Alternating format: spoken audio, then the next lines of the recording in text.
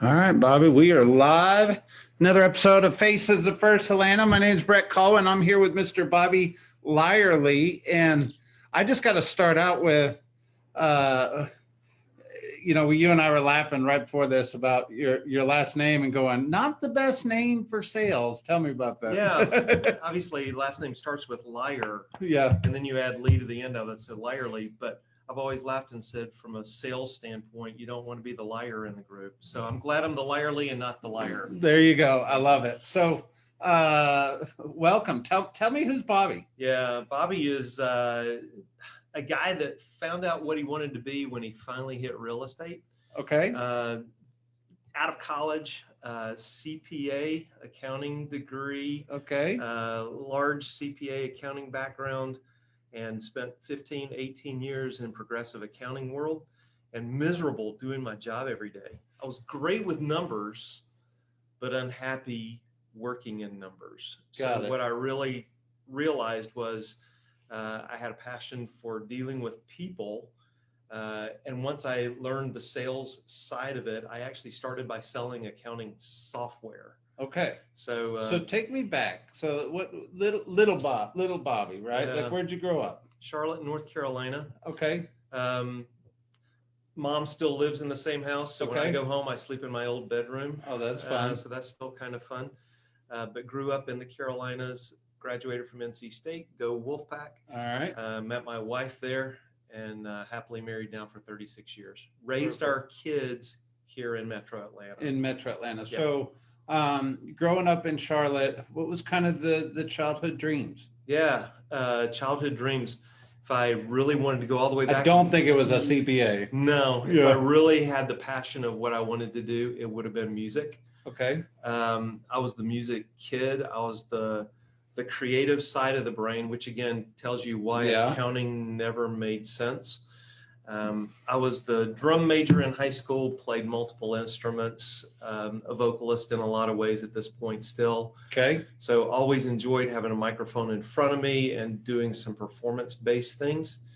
And another reason why accounting never made sense. I'm following the timeline here. Right. So Right. you grow up and music's a passion, right? Right. And if you had your dream, you would be the rock star and Or at least be playing, background music at a place that people could enjoy some time. Okay. Yeah. Okay. Yeah. So you go off to NC State, Right. right? What did you go there with the intention of studying? Didn't know what I wanted to do. Okay. Long story short, my dad passed away when I was 16. Okay. So I kind of ended up following a path that I felt like he would have had for me. He was Okay. an engineer. He had gone to NC State. So again, it was one of those things where I think I kind of lost track of who I was. It was a very profound And moment in your life, right? and instead was trying to figure out, okay, now what do I do just to make sense of the rest of life? Okay. So I followed a path that felt right from a historic standpoint, but didn't feel right from a personal standpoint. Okay. Took me a lot of years to figure that out. And at 16 to 18 years old, You don't know You're anything. looking for guidance, but you don't want to listen to any guidance. That's exactly right? it. Yeah. That's exactly it. You didn't know who to listen to. And back then, honestly, I didn't know who to listen to. Gotcha. So, business school, financial school, Yeah. get the CPA degree. Yeah. To get out of college in 1984 and work for the number one accounting firm in the nation, I went to work for Arthur Andersen. It was a big deal. Yeah. But I knew 6 months into it, I was in the wrong career. But by then I was already married, didn't know what else to do. So once you're along that path, what do you do other than just keep going? Yeah. So probably Work towards partner, right? That's Yeah. that's the whole thing. But instead I stepped away from that pretty quickly, went into a controller position for a Okay. company, and eventually was a controller for a sales organization, which is when I finally had the eye-opening moment about, hey, I think I'd rather be contributing to the profit than being a part of the cost center of the business. Well, I always say there's two numbers to every fraction, right? There's the top number and the bottom That's number. right. That's And right. you were hanging out in the bottom number and you wanted to be a part of the top number. That's exactly Yeah. it. Yeah. So you move into sales, selling technology software? Is that what you Selling said? accounting software. So Okay. yeah, I would 15 years of accounting experience, and I had used their product for 5 or 6 of those years. So Y2K, when everybody needed new accounting software, I remember. we all thought the world was coming to an end, but if it stopped inside of your business, you needed new software. So it was a great opportunity for me to sell a product that I had used, and I was selling to people that I understood, meaning accountants. Yeah. So it was a great opportunity for me to step into the sales world. You could speak the language, right? I could speak the language and was comfortable with the product. And really that's what sales is all about. Right. So was this a specialized product? Because to me, when you say software accounting, all I think about is QuickBooks or right. This Quicken. Is, you know? yeah, and you got the QuickBooks, Quicken, and the Peachtree models, and then you've got the SAPs of the world and the Oracles. I was in between product, Mass 90, Mass 200, and Great Plains Dynamics, which are for medium-sized businesses. So again, I was selling to controllers or financial managers of businesses. Got it. Well, what a background to bring into a sales career, right? Right. So you're in this software sales. I'm guessing, catch me up, because how'd you get from there to real estate? Right. 2003, after 9/11, people stopped buying software. You know, again, the world kind of took a pause in 2002, 2003 after 9/11. So all of a sudden I found myself for the first time ever underemployed and then essentially unemployed. And a good friend of mine from the Roswell office of KW said, hey, my friend, you need another career. You need to be doing real estate. He put his arm around my shoulder and said, let's do this. Yeah. Brought me into the business. My sponsor, taught me the business. So that was 2004 by the time I got my license. All right. So you've been in the industry 16, almost going on 17 years. That's right. Right? That's right. Okay. Tell me about that journey. Yeah. So I got in the business in 99. So I remember 2004 was just a hot market. Like you could put a mailer in the mail and people would call you to list their house. That's right. Right. So what a time to come into the industry. Right. It was kind of like my entrance into the Y2K world. Yeah. It was the perfect time for me to get into accounting software sales. When I got into residential real estate sales, same thing. The timing of it was perfect for me because all I really had to do was start by building a base. Right. You know, who do I know? Who does my wife know? Who do my kids know? Because they all need to know that I'm in real estate. And as I started to get the word out there, my first transaction was a $500,000 listing. Didn't know what I was doing, but again, Todd came along beside of me and said, let's do this together, arm across the shoulder. Let me show you what I do. And what he said was, do what I do because it works for me, and then learn to adapt it for yourself. That was good probably advice. The best advice he could ever do, which was, I saw him successful, and he said, it works for me. It may or may not work for you, but do it this way hard. Yep. And then adapt from there. I think that's a really profound perspective for someone that's mentoring somebody. Absolutely. Because a lot of times people in a position of mentorship just tell people to do what they did, and it may or may not be right for that mentee, right? That's right. That's right. What a blessing for you to have just had that guy with his arm around you. Absolutely. Todd was a blessing as he brought me into this business. He taught me everything that I know.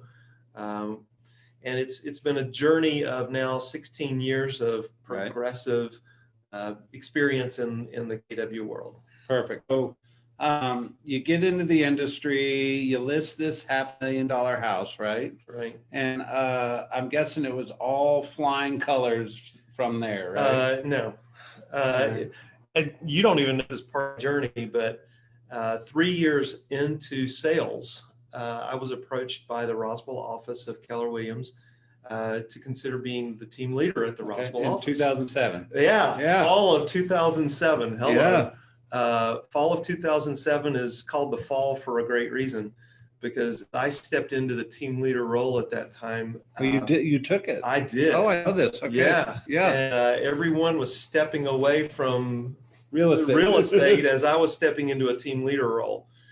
And what I found at the time was my passion was not for leading the office, my passion was truly for real estate. So it was good. I stepped into that role. I understand what the team leader position is all about. I respect it greatly. But a year into it, I looked at the general manager and the OP and said, hey, this is not where I need to be. Number one, timing was totally wrong for me. But number two, position was totally wrong. Yep. Let me step back into sales. So out of my 16 years in real estate, 14 of those have been with Keller Williams. 2 of those years I stepped away. I needed what I thought would be a more economical model. Sure. 2 kids in college, hard to sell houses in 2009, 10, 11. I understand that. So during that time, I stepped into a different company and immediately found my way back to Keller Williams. Gotcha. And that's when I stepped towards First Atlanta. At the time, Steve Kaut had approached me multiple times and said, hey, at some point you're going to want to get back with Keller Williams. And he said, I want to be the guy on the corner saying, choose us. Yep. Because he said, I want you at First Atlanta. I love that. So there was an invitation that was kind of out there for me. You know, I've always talked about people sometimes in their journeys find themselves at forks in the road, right? And if I find myself at a fork in the road where I want to make more money, there's 2 ways to do that. One is to cut my cost, and another way is to build my business. Mm-hmm. And to build my business is actually the harder path. Right. But there's a flat line to cutting my costs, that you probably are aware in the accounting world. You can only cut them so much. And then your ability to make more money goes away at that point. And so really buckling down and figuring out how to build a business, build a practice in real estate, find that abundance vision. It's tough. And it's not easy, but that's where I think great leadership comes in, is challenging people to see those paths. And I'm glad Steve Kaut did that for you, right? He put his arm around my shoulder and said, hey, coming out of a tough market, 9, 10, 11, at one point I wondered if I needed to actually reinstate my CPA background. Get a real job, right? Get a real job. I actually had breakfast with Steve one day and he said, hey, if you believe that you're supposed to earn $100,000 doing that, go find it. But he said, that's not where your passion is. Yeah. So that was, again, a turning point for me. And I'll share a little bit of that journey. As the team leader, I had, of course, overseen Ignite for my office at that time. So I knew everything about Ignite. Well, all of a sudden I became the student again. Yeah, you had to go practice what you preach. Exactly. Right? So I stepped into Ignite as I came here into this office. Very humbling, because again, I knew what I was supposed to be doing, but it didn't seem to be working.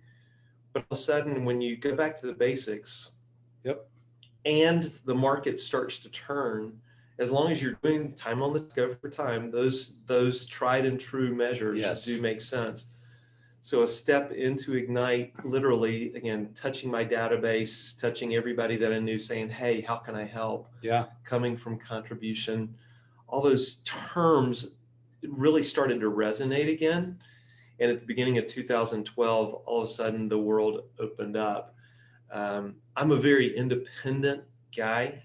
I don't have a team. You're looking at the Lyerly team, and I'm it.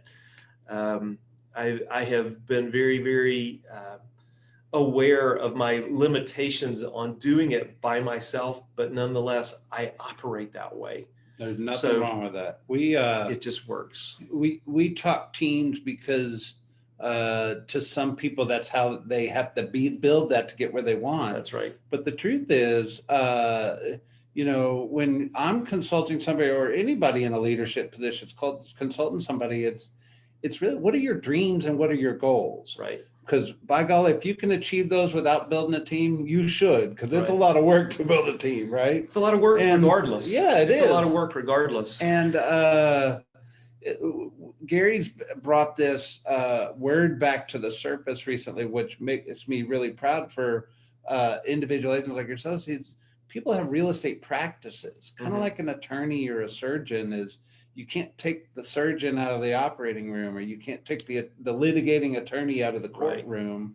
And that's okay if that's the goal and it achieves your goals and dreams. That's awesome. Right. So I'm glad to know that you're a shining example of that. So Well, thank you and I've congrats. I've Yeah, worked hard and again, we have to work both hard and smart. We know that. of course. There's been times when I've certainly worked way too hard and not nearly as smart as I Of needed course. to. But I'm learning my way through part of that again, Yeah. even now, because you get to the point where you go, okay, now what? Yeah. None of us expected to be where we are in 2020 today. I don't know where everyone else is with your business for this year, but right now I'm ahead of where I ended 2019. Wow. And I'm blown away by that. I'm blown away by the goodness of God in the midst of it, because that's where I believe that all of those blessings come from, regardless. But I'm blown away that I get to do something that I love and that I'm able to make money as I do it. My goal is never to have the biggest anything. My goal is not financially based. My goal is truly to see how I can help. Yeah. And I've been blessed to be able to You do have that. a servant heart, right? Yeah. So 2012, you come back into the industry, you come to First Atlanta, you have this humbling experience around, I need to go back into the basics and build the foundations to my real estate career. Right. And that foundation you built in 2012, does it still exist today? Absolutely. And so you had this database, you had this a system and this model to how you go about selling real estate, right? Right. So my question to you is, this pandemic shows up on our doorstep in 2020. What changed? Yeah. Wow. March 15th, we wondered seriously, what's business going to look like? I had 2 deals that were under contract and both buyers walked away because they could at that moment. And I'm seriously thinking, okay, what do we concentrate on? So again, 250, 300 people in a database, I literally created a mail out because I had plenty of time sitting at home. You can't leave. Yeah. We're trapped. You're trapped. Yeah. And I created a mail out around one word, and the word was gratitude. I sent everyone in my database a 1-page document that had gratitude at the top of it. And it said, today I'm grateful for. And the letter that I sent out with it just really stated, hey, take the time as a family or as an individual, make copies of this, keep it over the next week or over the next 2 months on your refrigerator and find things that you can be grateful for. And when I sent it out to my database, there was no business card included. It didn't say anything about Bobby Lyerly, associate broker with Keller Williams First Atlanta. This was a heartfelt letter from Bobby to people that are humanity piece, absolutely right. Absolutely. And I think that, again, when we reach people where they are, that's when they're going to reach back to us where we are. And that's, again, the servant-hearted nature of how I've tried to develop my business. I want to see how I can help. And I think if we can all determine something to be grateful for, that's something to talk about. It's a common bond. It's a place where we can start. I always say in real estate, there's a story behind every door, and we've walked behind all of those doors. They're tough. Some of them are exciting and fun. And, I talked with a client yesterday. They just had their first child yesterday. Exciting. I talked with a client yesterday who just got married 2 weeks ago. Again, pay attention to what's going on in people's lives, but don't pay attention to them for what it's going to do for you. Yeah. Pay attention to them for who they are and what they're going through. So I'm listening to you say this, and I've always talked about the psychology behind our profession. And you realize people, as they go through their life, there's really those 3 big moments that people go through. They get married, they have a baby, and they buy a house, right? Mm-hmm. So you're either some clergy member helping people through the marriage part, or you're an OBGYN something to help people through the baby part, right? Or you're a real estate professional helping people through the house part. And that's what you're speaking to, right? Like the psychology behind who you are as a person, the psychology behind who you are as a professional is all about being in that moment with your clients. Well, and if we can be in their moment when they need us, when they want us to be a part of it, when they can, again, hear us say, hey, I care. Yeah. I want to be there for you. In reaching out to the client who had the child yesterday, the great news was I didn't even know they had it yet. I just had it on my calendar. They were due in late August. So I reached out and said, hey, any chance you've had that baby yet? And sure enough, it had been less than 24 hours. And so I replied back and said, any chance the name's Bobby? Yeah. Again, it's reaching in to say, I know you and I care. Human. It's human. Yeah, let's reach people where they are. Forget real estate. Yeah. Let's find people where they are. Let's walk in life with people. They'll call us when they need us for real estate because that's how they're going to remember us. So Bobby's got this foundation of models and systems to his business. They never stopped. And what I'm realizing just sitting here talking to you is one of your gifts of who you are as a person is you're genuine and you're human. And you're just real with people. And I think as the pandemic showed up on our doorsteps in March, the activities for a lot of people stopped. They didn't call their database. They didn't market or reach out to their database. Right. They just sat around and wait and see. Right. Right. I called it the snow day mentality. It's like all of a sudden we got a day off. Right. However, you didn't. No. And you were very human about it. You were very genuine about it, but you still worked your system. You still worked your model. Right. And I think that's a lesson for all of us because here you are already having sold more real estate in 2020 in the whatever year, more than you did last year. Right. That's a testament to who you are, your business, and just the simple fact of put a foundation to your business, learn the models and systems and don't veer from it. Right. Right. There is a methodology and a model, but there's also, again, as you said, the human side of what we do. Yeah. Because again, you don't want to be the one that keeps rushing towards people in the midst of crisis. Yeah. Instead, you want to be the one that's stepping toward them in care and kindness so that when they're ready or when they need, you'll be the one that they think of. But you can't live in the fear of the what ifs. We're going to lose some deals, and that's okay. Yeah. My belief is that somebody needed that commission way more than I did, and that's fine. Yeah. I just got to believe that that's the way it works. Yeah. How many houses are you going to sell this year? I'm on track to do around 40. Okay. So can I just point something out? Mm-hmm. We talk about conversion ratios in the Millionaire Real Estate Agent book, right?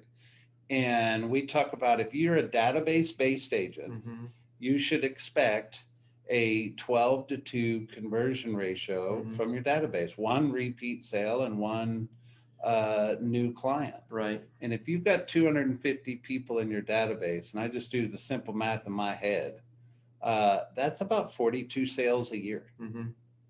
And it just says that, once again, model, system, follow the formula, have the foundation, right? And the results will show up if you just do it. And be you're living proof of that. Be available. Yeah.